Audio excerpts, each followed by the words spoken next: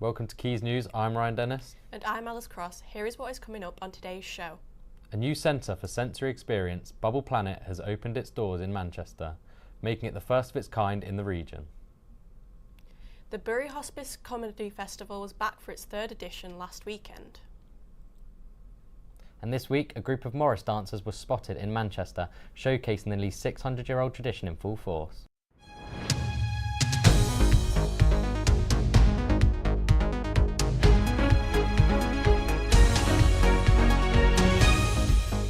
But first, you might be thinking, not another one. Salford City Council will host a by-election in Barton and Winton. Our reporter Benny Fiddymore was in the area to tell us more.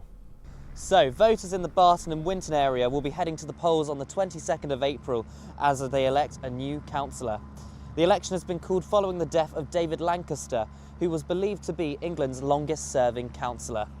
The candidates for this by-election have now been announced, and these include drag queen Felsie, who will be standing for Reform UK. Born in Doncaster, he has lived in Salford for 30 years, standing for the English Democrats in the 2012 mayoral election. He only collected 3.6% of the vote on that occasion.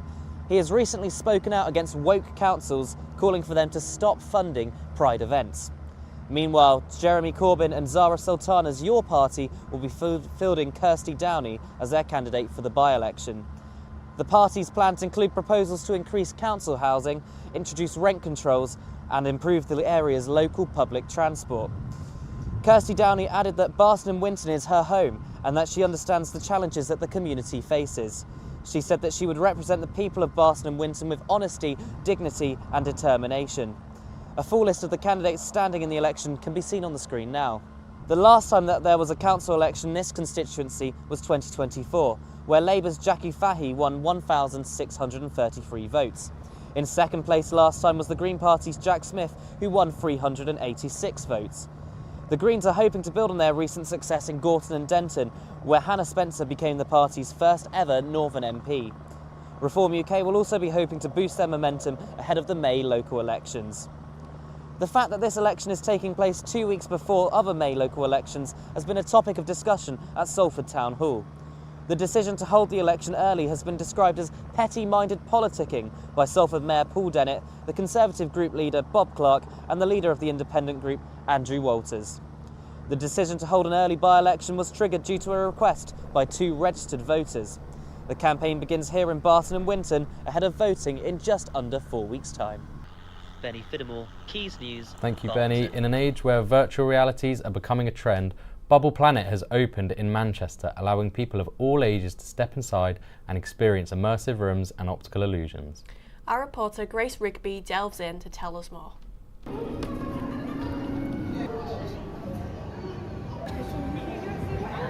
From bubble baths to immersive illusion rooms, Manchester's latest attraction has opened its doors to the public. Located in Manchester city centre, Bubble Planet is an immersive experience designed to bring out your inner child, with interactive spaces, optical illusions and plenty of photo opportunities. I think the public are definitely into immersive things. There's been a bit of an increase in VR as well, virtual reality. They're people just tend to immersive theatre a little bit, not just theatre, but you know what I mean? And I think they're more interactive. I think these are great for sensory purposes as well. And they're kind of open to all ages, I would say, yeah. What's nice is you see all ages, all types of people come in. So it's just nice. Sometimes old people, playing in the bubble bath, things like that. Bringing the fun to Manchester, it's not just about having fun. Experiences like this have become a trend as people swap a traditional day out for an immersive experience and virtual realities that you can step inside. My experience at Bubble Planet was actually really fun and it was a good day. It's a good day out. My favourite room was the bar pit room. It was quite fun. Fully submerged myself in it. And yeah, it's a really fun day out and I would recommend it. 10 out of 10. Grace Rigby, Quays News. The annual Bury Hospice Comedy Festival returned on Saturday, proving that laughter truly is the best medicine. The event presented 3 different comedy acts and one act in particular was chasing the laughs. Alex Pennington has more. Money for charity over the weekend, as the annual Bury Hospice Comedy Festival brought the community together for a night of laughs at the Polish Social Centre. There were 3 comedy acts, all with their own unique styles, and the event was presented by the self-entitled Funniest Doctor of Medicine, Dr. Kevin Jones. The first act was local comedian Big Lou, followed by the Welsh-born Rod Woodward. And the third face may be familiar if you watch ITV at 5 p.m. on weekdays. It's an honour, it's a privilege, it's a lifelong dream. Being such an understated room as this. Despite being one of the most knowledgeable quizzes in the world, Paul Sinner's true passion lies within stand-up comedy. His comic career began in the late 90s, and it is a job which he has no plans to give up on anytime soon. Well, I think all raising money for charity is very, very important, but as a professional comedian, I always try to set aside part of my life for doing good things and raising money for things that aren't me. So we'll have a good ratio. I can't do it all the time, because I'm very busy, and I'm increasingly tied into my own health issues. But I try and set aside as much time as I can in the year. The Sinnerman had travelled from his home in London for the event, due to his long-standing friendship with Dr. Kevin Jones. Overall, all three acts brought something different to the stage and had the whole room laughing consistently for the entire evening. You've been amazing. Have a great weekend. I'll be Paul Sinner.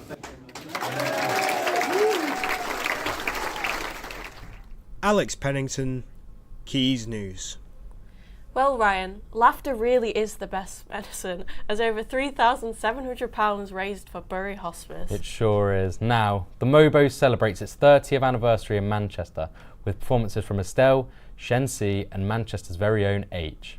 The awards are a celebration of excellence in black music and culture and creating more opportunities for creatives in the industry.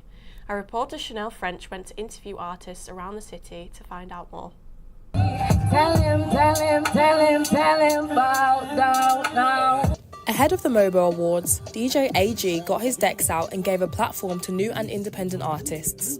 Outside Exchange Square, people gathered to perform, support and enjoy the music as part of the Mobo's Fringe events. Why do you think the Mobo's is an important event? Obviously music of black origin in it, so it's just paying homage to what the black community is doing. It's important, isn't it? Do you know what I'm saying? And do you wish there were more opportunities for independent artists? There's a lot of there is opportunities for independent artists. There's just a lot of independent artists in it, so I think you've just sort of got to sort of put yourself out there. You've got to think outside the box. Yeah, man, you just got to do what you do and keep at it. You might not break through straight away, but if you keep at it, get in front of the right people and believe in what you do, just make sure you enjoy it in it. Because if you're in it to be famous, it's going to be a long work day in it. As long as you enjoy what you're doing, one day someone might put you on or whatever, but just be out here for the music at the end of the day. Do you know what I mean? All week, Manchester has seen emerging talent and community engagement as part of Manchester's talent development programme, with industry-led talks, showcases and workshops helping new artists to network and develop. Things like this definitely helps with independent artists, especially get yourself out there. Getting yourself known, and we're very grateful for this opportunity as well for us, and it's great for other artists as well. I'm Josh, I run Hidden Talents in Manchester. Basically what we do is we're more artist-led than promotion-led. We like to let artists lead that event, so it gives them the opportunity to grow and shine within the community as well. The Mobo's is celebrating its 30th anniversary in Manchester. Mobo Fringe events have been happening all week with new and independent artists to celebrate black music and culture. The Mobo's is a celebration of independent artists and established artists from the black community, and events like these help give them a platform. Sticking with music, BBC Radio 6's Music Festival is back in Manchester this year, with artists such as Block Party set to play in venues across the UK. Our reporter Corey Bissell has the latest.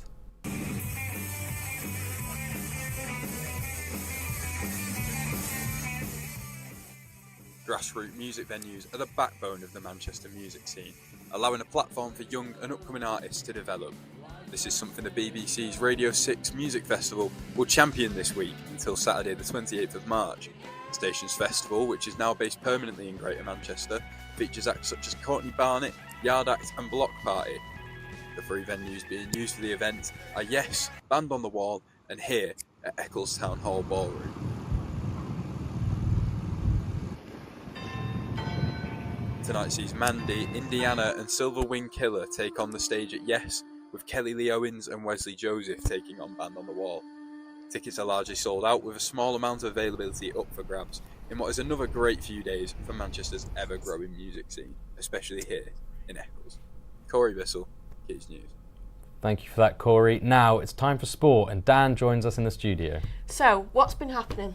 Yeah, it's been another golden week for Wigan star runner Kaylee Hodgkinson, who has added a championship record to her already impressive resume. This record-breaking run happened in the World Indoor Championships, where she ran at 800 metres in 1 minute and 54 seconds, falling just shy of her world record time last month. And the Egyptian king Mo Salah has announced that he will leave Liverpool in the summer, seeing out the rest of his contract. In a statement on his social media platforms, he thanked the Liverpool fans, saying that because of them, he'll never walk alone. Looking at our Salford teams, it was an unfortunate weekend for Salford City as they lost 1-0 to Cambridge thanks to a goal by Cambridge centre-back James Gibbons. And finally, Salford Rugby League also shared that heartache as they lost convincingly to London Broncos, who beat them 66-6. They'll be looking to bounce back this weekend as they play bottom of the league Halifax Panthers tomorrow night. Thanks for that, Dan. And sticking with local sport, last night, Students' Darts Club visited Atmosphere on the University of Salford campus. The night saw 10 games as students played in pairs alongside semi-professionals. Our reporter Megan Hook went to find out more. Yesterday night, Salford University Student Union held their first ever student darts competition at Atmosphere Bar. We've come to the darts event tonight, it's been amazing. We've got to watch everyone compete, all our friends, loads of support. The morale's been so high and it's just been such a lovely evening. My name is Tom and I just competed in the darts tournament at the Student Union at Salford University. Quite nerve-wracking in there. I threw a couple of darts, I may have lost, but it's a taking part in the count.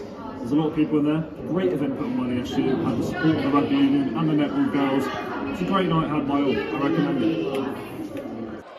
I just competed in the darts and I won, which was amazing. I won with my friend Elaine. We're both on the Salford University dance team.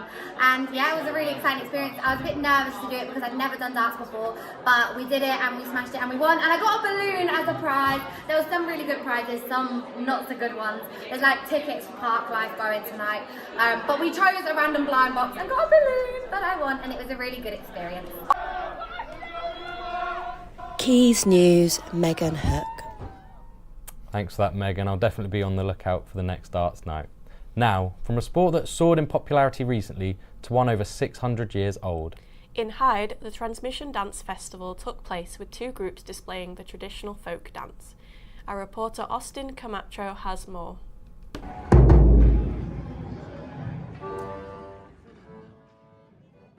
This is Morris dancing, an English folk dance first recorded back in 1448.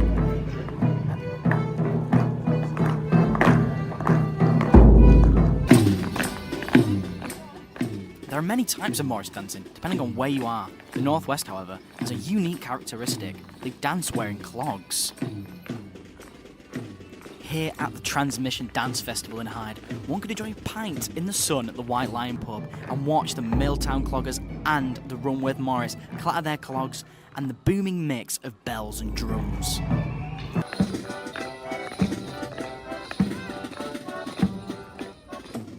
I spoke to Margaret, who's been Morris dancing for 40 years, to learn more about the folk tradition. Morris dancing, well, there's lots of tales as to how the Morris started and how it came to be called Morris.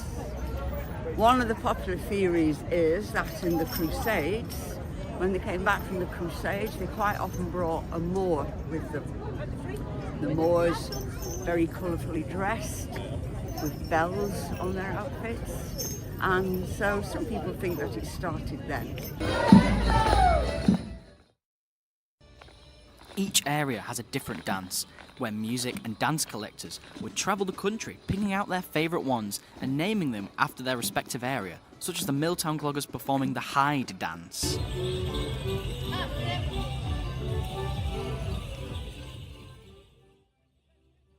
Morris is linked to have been an early form of court entertainment. However, there are similarities to the Catalan and Basque dances in Spain, with similar attire and movements.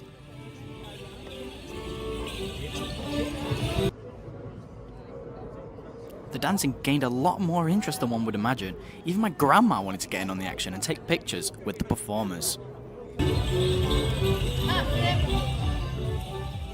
After being here and watching all of the performances, it's fair to say that Morris dancing, even though being almost 600 years old, still gets the popularity it deserves as a somewhat niche aspect of English folk culture. Because Morris is alive and up to date, younger people come along. There's quite a few older people like us, but new people are coming along and carrying on the tradition. It's brilliant. Austin Camacho Duran, Quays News.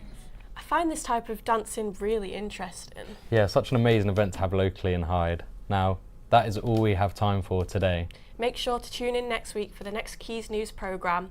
Goodbye. Goodbye.